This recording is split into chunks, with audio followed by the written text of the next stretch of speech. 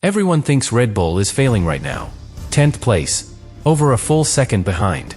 Completely out of the fight in Suzuka. That's what the timing screens say. But the timing screens are lying.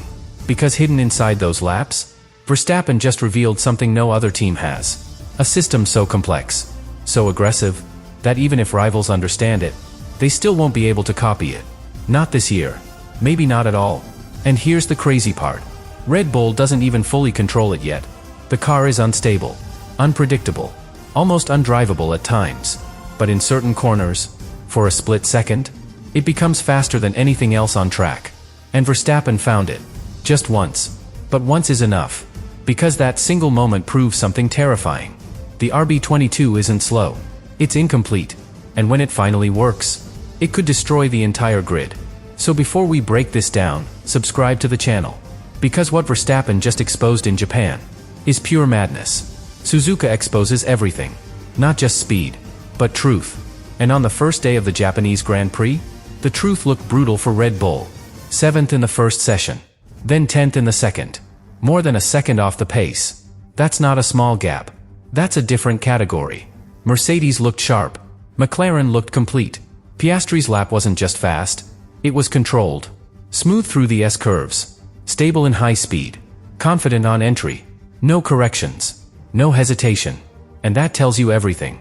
That car is understood. That car behaves exactly how it should. Now compare that to Verstappen. Because what he had was the complete opposite. Instability on entry. Unpredictable rear.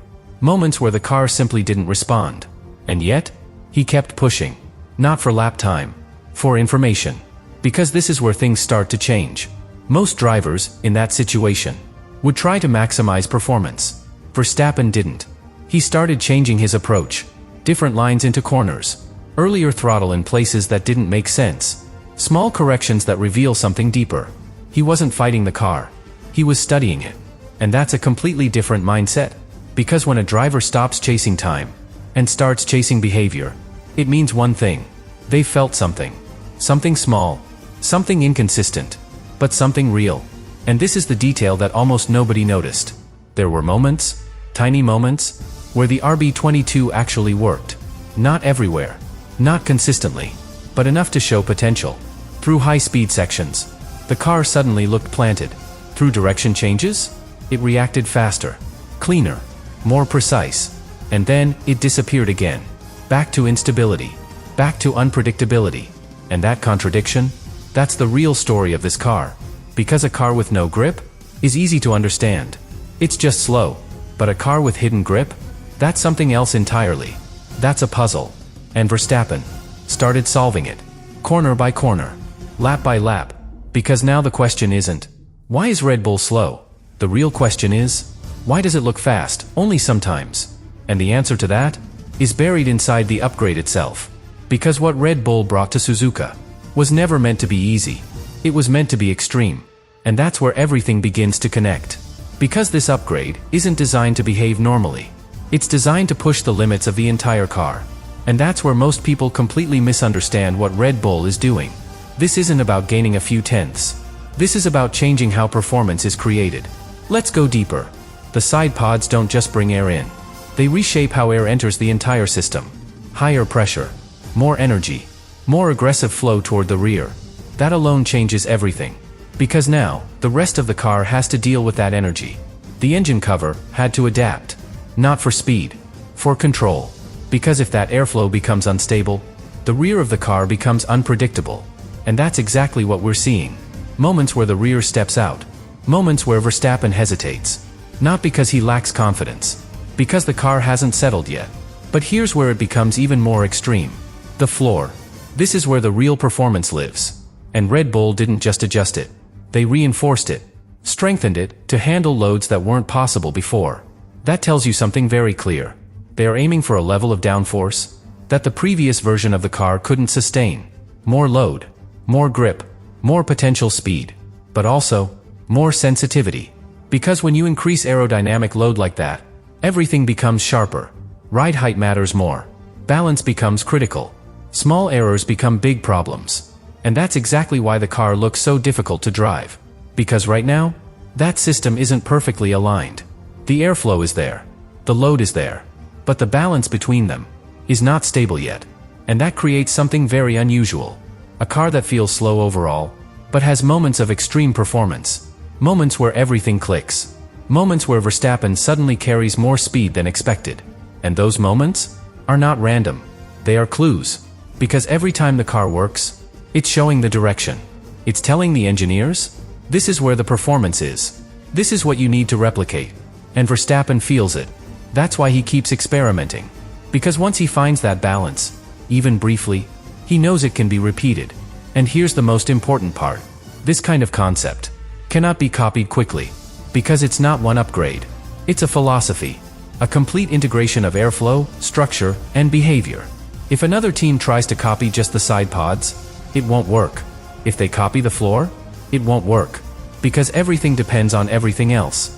And that's what makes it so powerful. And so dangerous. Because while other teams are optimizing, Red Bull is reinventing. And right now, that reinvention looks messy, unstable, incomplete. But once it connects, it won't look messy anymore. It will look dominant. And that's the moment everyone is trying to predict. Because the signs are already there. Hidden in those unstable laps. Hidden in those brief flashes of grip. Hidden in a car that doesn't make sense yet, but is getting closer. And once it finally does make sense, the entire grid will have a problem. A problem they can't solve quickly. A problem they might not be able to copy at all. And that leads to the final question. Not whether this upgrade works, but when. Because when that moment comes, it won't be gradual. It won't be a small step forward. It will feel like Red Bull just appeared out of nowhere. And everything we saw on day one will stop making sense. Think about it. Right now, Verstappen is fighting the car, correcting mid-corner, managing instability, losing time in places where he shouldn't. And still, there are flashes. Small windows where the car grips, where it rotates cleanly, where it finally responds the way it should. Those moments are not accidents. They are previews. Previews of what happens when everything aligns. Because once that airflow stabilizes, once the floor operates in its intended window, once the balance becomes predictable, that same car transforms completely. The instability disappears. The hesitation disappears.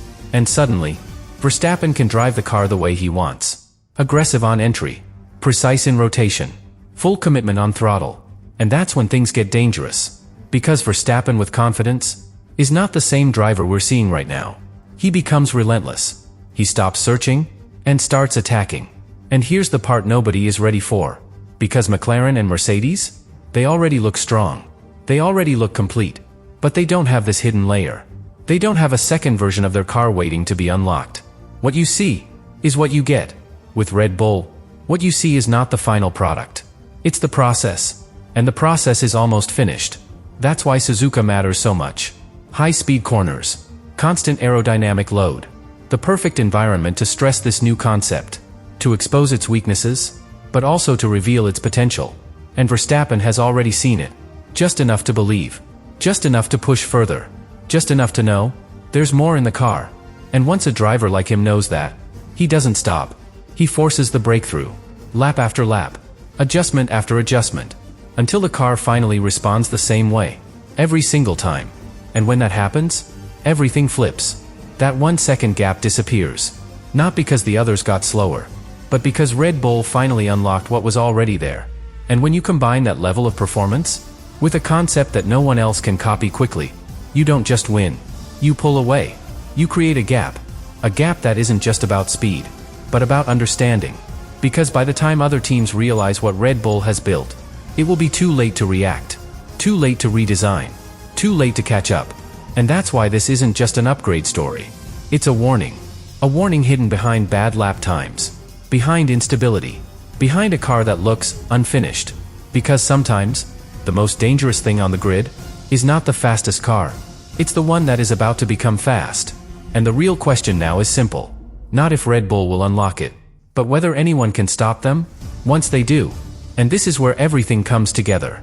Because if you go back to that first day, those messy laps, those strange corrections from Verstappen, you start to see them differently. Not as mistakes, not as weakness, but as signals. Every instability, every snap of oversteer, every moment where the car didn't respond, was the price of something bigger. A concept that is operating beyond its comfort zone. A system that is not meant to be easy. It's meant to be superior, once it's understood. And that's the key. Understanding. Because Formula One is not just about building speed. It's about controlling it. And right now, Red Bull is closer to controlling something no one else has.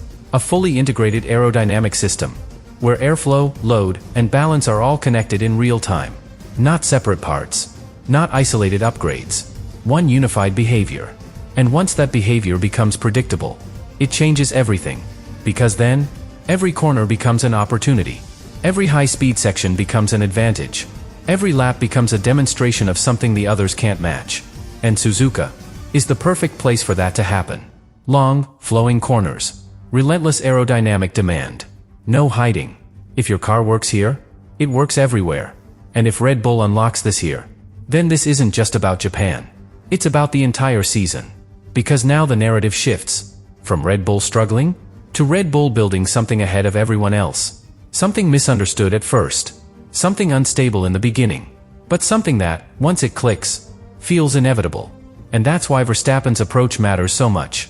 Because he didn't panic. He didn't chase lap time. He didn't react to being a second behind. He focused on one thing. Finding the behavior.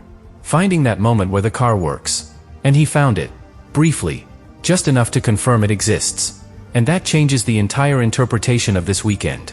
Because now, it's no longer about where Red Bull is. It's about where they're going. And the direction is clear. Toward a car that doesn't just compete, but operates on a different level of understanding. A level that takes time to reach. But once reached, is almost impossible to catch.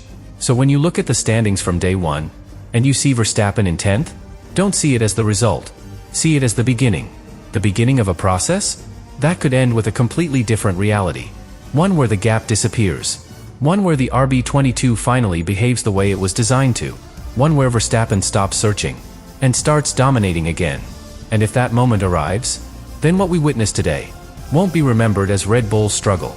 It will be remembered as the moment they warned everyone without saying a single word.